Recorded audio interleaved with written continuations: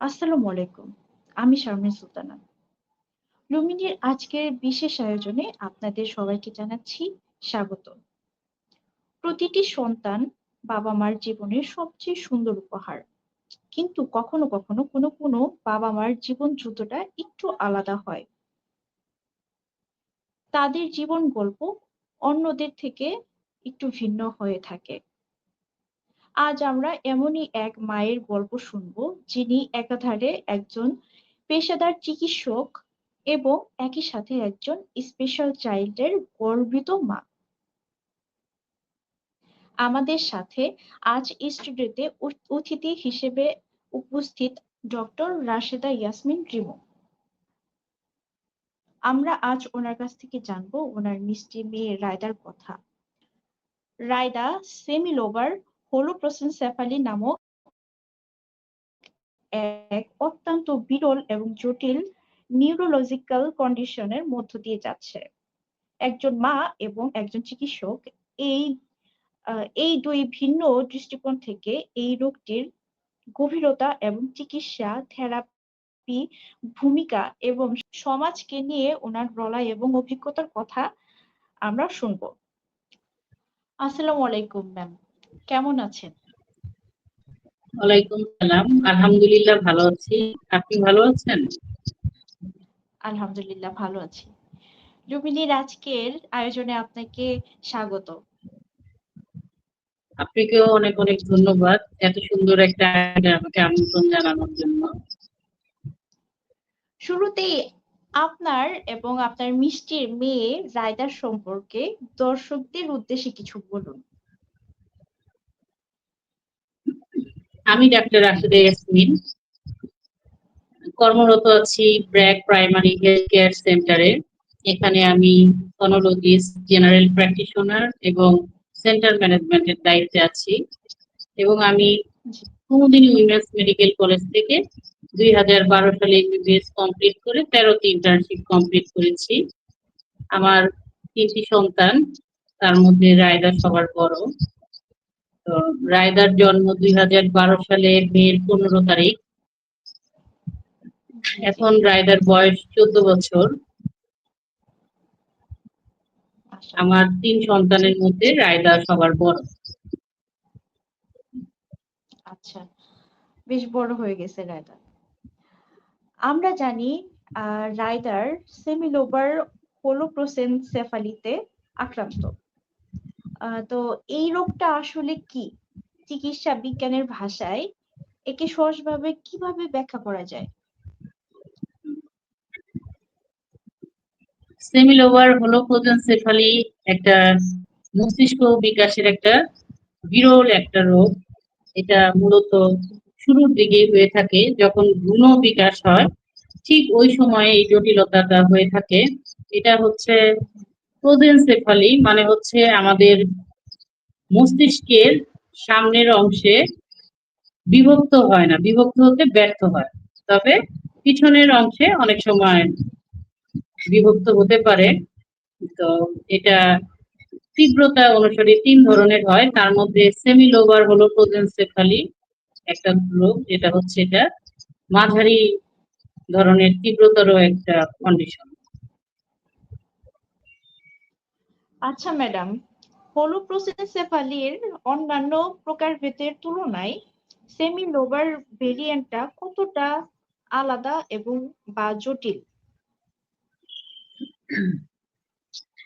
হোলোপ্রোজেনসেফালির 3টা ভেরিয়েন্টের মধ্যে সেমিলোবার হোলোপ্রোজেনসেফালি হচ্ছে মধ্যম তীব্রতর একটা কন্ডিশন, যেখানে সামনের অংশে বিভক্ত হতে ব্যর্থ হয় কিন্তু পিছনের অংশে কিছুটা বিভক্ত হয়। এক্ষেত্রে এল ওভারের তুলনায় এটা কিছুটা প্রগনোসিস ভালো, তবে পুরোপুরি এটা ভালো হয় না। এটার জন্য বিভিন্ন ধরনের থেরাপি আছে, সেগুলোর মাধ্যমে যতটুকু ইমপ্রুভ হয়। এই রোগটি হওয়ার পিছনে মূল কারণগুলো কি কি? এটা কি পুরোপুরি জেনেটিক্যাল বা বংশগত? এ রোগের কারণ সময়ের মধ্যে উল্লেখযোগ্য হচ্ছে ক্রোমোজোমাল যদি কোনো সমস্যা থাকে, যেমন ক্রোমোজোমের অস্বাভাবিকতা বা কোনো ধরনের জিনের মিউটেশনের কারণে এই ধরনের রোগ হতে পারে। তাছাড়া মায়ের যদি গর্ভাবস্থায় ডায়াবেটিস ধরা পড়ে, ডায়াবেটিস হয়, এবং বিভিন্ন ধরনের ওষুধ আছে যেগুলো সেবনের মাধ্যমে এটা হতে পারে, অথবা ফলিক অ্যাসিড ডেফিসিয়েন্সির জন্য এটা হতে পারে। একবার কোনো দম্পতি এমন সন্তান হলে পরবর্তী সন্তানের ক্ষেত্রে এই ঝুঁকিটা কতটা থাকে? একবার কোনো দম্পতির যদি এ ধরনের হলোপ্রোদেনসেফালির কোনো বাচ্চা হয়ে থাকে, পরবর্তীতে হতেও পারে আবার নাও পারে, কারণ এটা একটা ক্রোমোজোমের অস্বাভাবিকতার কারণে হয়। এর জন্য এটা এরকম কোন স্টাডি নেই যে একবার এই ধরনের হলোপ্রোদেনসেফালির বাচ্চা হলে পরবর্তীতেও যে তার আবার হবে, এই ধরনের কোনো গ্যারান্টি নেই। এক্ষেত্রে আমাদের সচেতন হতে হবে। জি জি। আচ্ছা, গর্ভ অবস্থায় কোনো নির্দিষ্ট স্ক্যানিং বা আল্ট্রাসোনোগ্রাফি, যেমন হচ্ছে অ্যানোমালি স্ক্যান, এর মাধ্যমে এটি আগে থেকে বোঝা সম্ভব, বা কততম সপ্তাহে সপ্তাহে এটি ধরা পড়ে? হ্যাঁ, এটা আমাদের এখন তো আল্ট্রাসোনোগ্রাফি আগের চেয়ে অনেক স্ট্যান্ডার্ড হয়েছে, আপডেটেড আগের চেয়ে হয়েছে। আপডেট হয়েছে। এখন আল্ট্রাসোনোগ্রাফির মাধ্যমে এটা রোগটা নির্ণয় করা সম্ভব। এটা মূলত 18 থেকে 22 উইকস এর মধ্যে এটা ধরা হয়, যেটাকে আমরা অ্যানোমালি স্ক্যান করি। অ্যানোমালি স্ক্যানের জি। মাধ্যমে এটা খুব সহজেই এই রোগটা ডায়াগনোসিস করা যায়। জন্মের পর একটি শিশুর মধ্যে কি কি শারীরিক বা নিউরোলজিক্যাল লক্ষণ দেখে এই রোগটি শনাক্ত করা হয়? এটা আহ, বিভিন্ন ধরনের লক্ষণ সমূহ দেখে শনাক্ত করা যায়। যেমন মুখের অস্বাভাবিকতা, যেটাকে সাইক্লোপিয়া বলে, একটা চোখের থেকে আরেকটা চোখের যে ডিস্টেন্স এটা কম থাকে। অনেকের মাইক্রোকেফালি থাকে, মাথা ছোট থাকতে পারে, এবং ডেভেলপমেন্টাল ডিলেড হয়। অনেকের গ্রোথ রিটার্ডেশন হয়, মেন্টাল ডেভেলপমেন্ট গুলো ডিলে হয়।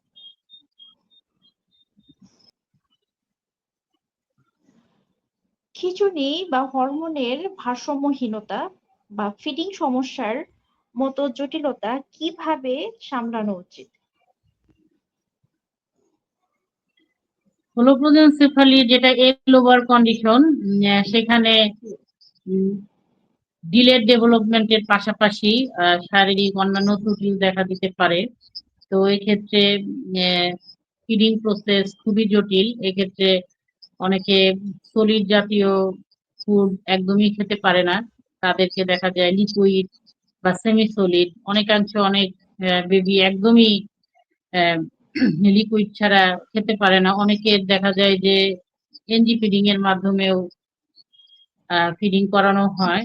তবে যারা লোবার বা সেমি লোবার ভ্যারাইটি, তাদের ক্ষেত্রে জি ট্রেনিং জি। এর মাধ্যমে স্বাভাবিকভাবে ফিডিং এ আস্তে আস্তে তাকে অভ্যস্ত করানো সম্ভব। আচ্ছা। যেহেতু এটি একটি জন্মগত গঠনগত ত্রুটি, এর কি কোনো স্থায়ী চিকিৎসা বা সার্জারি আছে? এটার স্থায়ী চিকিৎসা বলতে বিভিন্ন ধরনের থেরাপি, যেমন physiotherapy, occupational therapy, speech therapy, এ ধরনের বিভিন্ন ধরনের দীর্ঘমেয়াদী থেরাপি দেওয়া হয়। তবে ওই ধরনের সার্জারি এক্ষেত্রে দায়ী, এবং সার্জারির মাধ্যমে খুব একটা ফলপ্রসূ হয় না। এর জন্য আমাদের ফিজিওথেরাপি এবং অকুপেশনাল থেরাপি এবং স্পিচ থেরাপির উপর জোর দেওয়া হয়। কারণ এতে কি হয়, শরীরের উপরে শিশুর যে নিয়ন্ত্রণ এবং ভারসাম্য এটা তৈরি হয়, এবং জি জি। বিভিন্ন ধরনের তার আস্তে আস্তে যে দক্ষতা, সেই দক্ষতাগুলো তার তৈরি হয়। আচ্ছা, ফিজিওথেরাপি বা অকুপেশনাল থেরাপি একটি শিশুর জীবনযাত্রার মান কতটা উন্নত করতে সাহায্য করে? ফিজিওথেরাপি এবং অকুপেশনাল থেরাপি এরকম স্পেশাল চাইল্ড যেমন হলো প্রোজেনসেফালির বাচ্চাদের অনেকাংশেই হেল্প করে। কারণ হচ্ছে এই সময় শরীরের উপরে যে নিয়ন্ত্রণ, ভারসাম্য রক্ষা করা, তারপর স্নায়বিক সমন্বয়, মস্তিষ্ক এবং শরীরের অঙ্গ প্রত্যঙ্গের মধ্যে যে সমন্বয় সেটা উন্নত হয় এবং জি। তার বিভিন্ন ধরনের দক্ষতা তৈরি হয়। অকুপেশনাল থেরাপির মাধ্যমে তার বিহেভিয়ার সিস্টেমটা অনেক উন্নত হয়। এজন্য এই হলোপ্রোজেনসেফালির ক্ষেত্রে এই ফিজিওথেরাপি এবং অকুপেশনাল থেরাপির অবদান অপরিসীম। আচ্ছা, রায়দার এই কন্ডিশনের কথা আপনি প্রথম কখন এবং কিভাবে জানতে পারলেন? রায়দার এই কন্ডিশনের কথা আমরা শুরুতেই বুঝতে পারিনি। ও যখন জন্মায় তখন সে জন্মের পরে স্বাভাবিকভাবেই যে কান্না করে বাচ্চারা, ওটা ঠিকই সে কান্না করেছে এবং তার তেমন জন্মগত ত্রুটিও লক্ষ্য করা যায়নি। তবে পরবর্তীতে আমরা লক্ষ্য করেছি তার যে ফিজিক্যাল মুভমেন্ট সেগুলো খুবই কম ছিল এবং মাথা এইজ অনুযায়ী যতটুকু বাড়ার কথা, বিপিডি বলে যেটা, সেটা ওইরকম তার বাড়তে ছিল না এবং তার যে ডেভেলপমেন্ট যেমন বসতে শেখা, তারপর নেট কন্ট্রোল, এগুলো সবই ছিল তার দেরিতে। তখন আমি টাঙ্গাইল এক ডক্টরের পরামর্শে আমি তাকে ঢাকায় নিয়ে আসি এবং ডাক্তার মিজানুর রহমান স্যার আছেন, তার পরামর্শে আমি বাচ্চার ১ বছর পূর্ণ হওয়ার পর তাকে সিটি স্ক্যান করাই। সেই সিটি স্ক্যানের মাধ্যমে আমি প্রথমে একটা সাজেস্টিভ ডায়াগনোসিস পাই, তবে কনফার্ম ডায়াগনোসিস আমরা তখনও করতে পারি না। তখন আমাকে সাজেশন দেওয়া হয় যে একটা এমআরআই করার জন্য। যেহেতু এমআরআই একটু সময় সাপেক্ষ, ৩০ মিনিট থেকে ১ ঘন্টা পর্যন্ত সময় লাগে। যেহেতু সে বাচ্চা, সে ভয় পায়। এর জন্য এটা আমাকে সাজেশন দেওয়া হলো যে এটা অ্যানেসথেসিয়া দিয়ে তারপর এটা করা হবে। তো আমরা তাকে ভেলোর নিয়ে গেলাম, CMC Christian medical college hospital. সেখানে গিয়ে এমআরআই এর মাধ্যমে তার ডায়াগনোসিসটা ধরা পড়লো যে তার সেমি লোবার হলো প্রোজেনসেফালি। তখন রায়দার বয়স 2+ ইয়ার্স এরকম ছিল। আবার বলি, আচ্ছা, আপনি নিজে একজন চিকিৎসক, আপনার মেডিকেল ব্যাকগ্রাউন্ড কি এই ডায়াগনোসিস মেনে নিতে সাহায্য করেছিল, নাকি বিস্তারিত জানাটা আপনার একজন মা হিসেবে আরো ভয় বাড়িয়ে দিয়েছিল? যেহেতু আমি একজন চিকিৎসক কিন্তু পাশাপাশি একজন মা, সেহেতু আমি মনের দিক থেকে ভেঙে পড়েছিলাম। মূলতই অনেক কষ্ট লেগেছিল। আমার এটা মেনে নিতে শুরুতেই অনেকটা কঠিন হয়েছে। কিন্তু যেহেতু আমি চিকিৎসক, সেই হিসেবে আমার জানা ছিল যে এই জার্নিটা আমার জন্য কতটা কঠিন হবে। তো আমি ভাগ্যকে মেনে নিয়ে সামনের দিকে আগাই এবং এখনো আমার এই জার্নিটা শেষ হয়নি। আমি এখনো রায়দাকে নিয়ে আমার যে যুদ্ধ সেটা এখনো চালিয়ে যাচ্ছি। আবার বলি, এই নির্দিষ্ট কন্ডিশনে আক্রান্ত হওয়ার কারণে রায়দাকে প্রতিদিন কি কি শারীরিক বা মানসিক চ্যালেঞ্জের মধ্য দিয়ে যেতে হয়? শারীরিক চ্যালেঞ্জ তো আছেই। যেমন জি। সে যদি এক জায়গা থেকে আরেক জায়গায় মুভ করতে চায়, তার এখন পর্যন্ত অন্যের সাহায্য নিতে হয়। এটা তার জন্য খুবই কষ্টের। এজন্য মানসিক কষ্টটাও অনেক।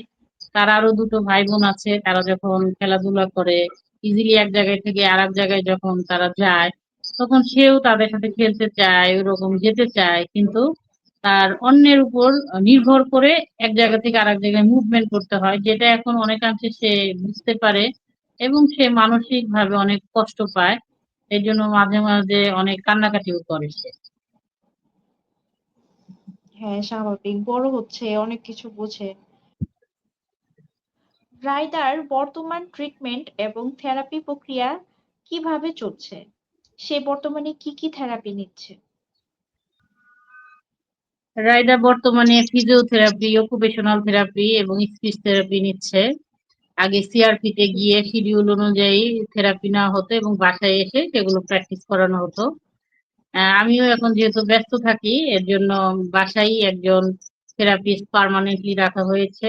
তাকে প্রতিনিয়ত ফিজিওথেরাপি, অকুপেশনাল থেরাপি এবং স্পিচ থেরাপি দিচ্ছে।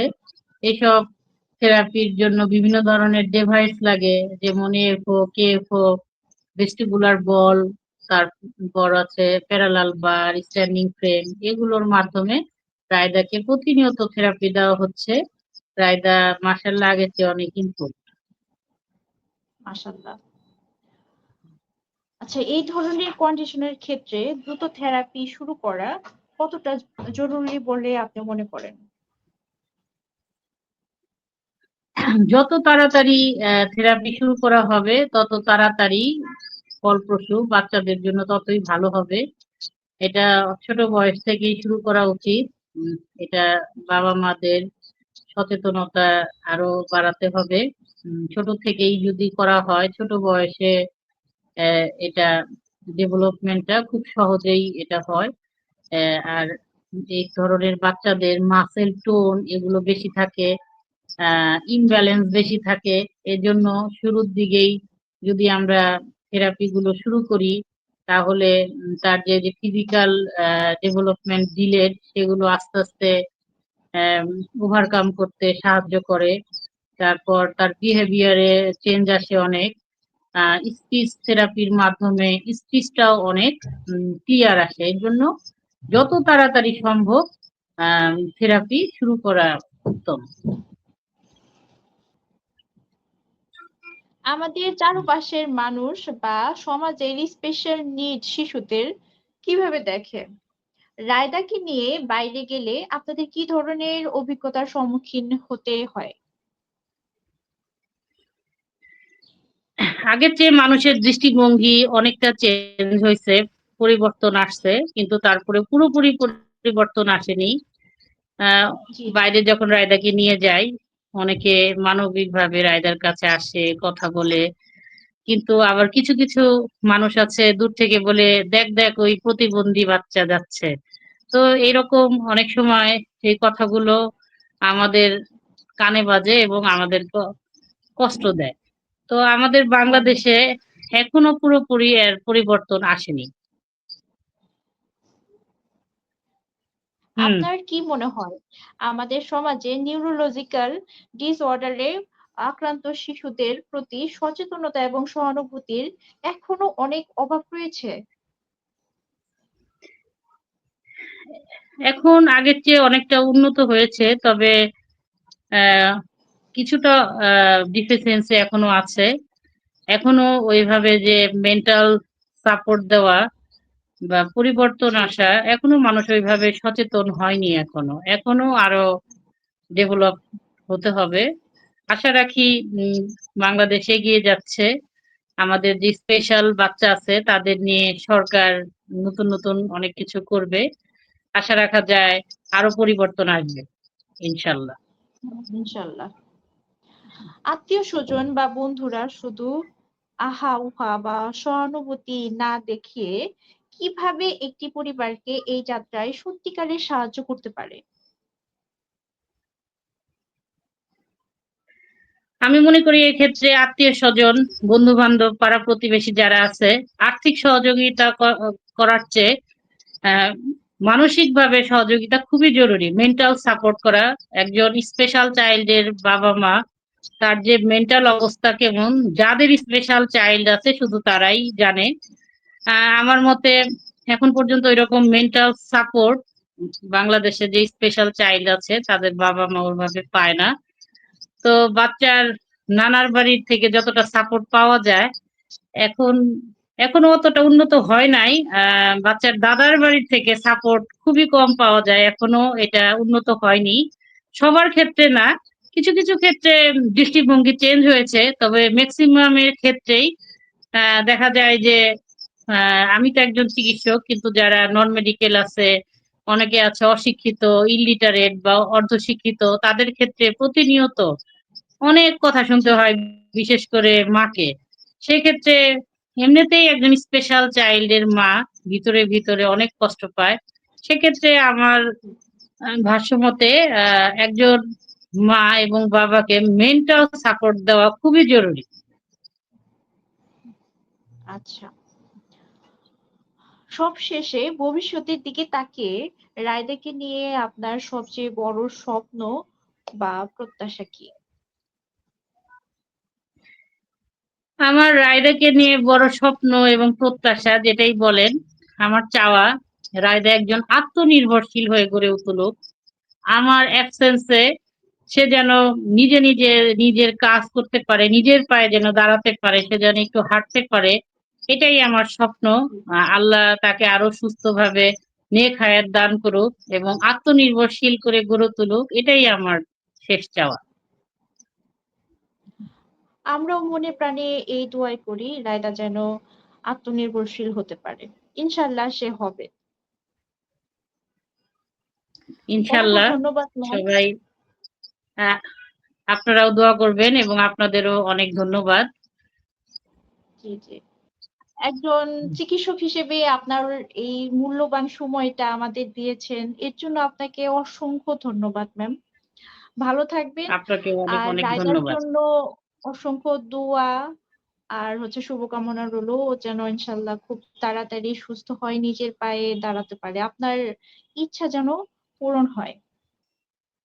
রায়দার মতো স্পেশাল শিশুদের আমাদের কেবল আহা উহা বা মৌখিক সহানুভূতির প্রয়োজন নেই, তাদের প্রয়োজন একটু বাড়তি যত্ন, থেরাপির সুযোগ বা আমাদের সমাজে একটুখানি সহমর্মতা ও স্বাভাবিক দৃষ্টিভঙ্গি।